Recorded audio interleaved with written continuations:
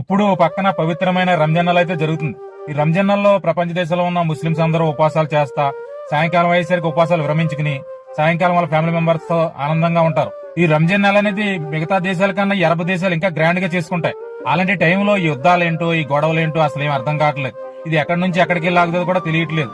ఎందుకంటే ఒక పక్కన అమెరికా వాడు ఆగనంటున్నాడు, ఒక పక్కన ఇరాన్ వాడు ఆగనంటున్నాడు, వీళ్ళిద్దరు ఆగనంటున్నారు. ఈ మధ్యన స్టార్ట్ అయిన యుద్ధాలు ఏవి వెంటనే ఆగిపోలేదు. అది రష్యా ఉక్రెయిన్ యుద్ధం కానివ్వండి, లేకపోతే ఇజ్రాయెల్ పాలస్తీన్ యుద్ధం కానివ్వండి, అది నెలల తరబడి అలా కొనసాగుతూనే ఉన్నాయి. మరి ఇప్పుడు స్టార్ట్ అయిన యుద్ధం మరి ఇప్పుడు ఆగుతుందో ఏంటో తెలియట్లేదు. ఈ యుద్ధానికి ఇప్పుడు మేమున్న కువైట్ కంట్రీకి ఏం సంబంధం లేదు. కాకపోతే ఇక్కడ అమెరికా స్థావరాలు ఉండడం వల్ల ఇరాన్ అమెరికా మీద కోపంతో అమెరికా స్థావరాల మీద బాంబులు వేస్తుందన్నమాట. ఇక్కడ కువైట్ లో అస్తమాలు సైరాలు మోగుతూనే ఉన్నాయి, అస్తమాలు బాంబులు పడతానే ఉన్నాయి, దుబ్ దుబ్ అని సౌండ్లు వస్తానే ఉన్నాయి రూముల్లోకి. ఓన్లీ కువైట్ కంట్రీ మీద కాదు, చాలా అరబ్బీ కంట్రీల మీద అయితే ఇరాన్ దాడి చేస్తుంది. మరి ఇది ఎక్కడికి వెళ్ళి ఆగుతుందో అయితే తెలియట్లేదు.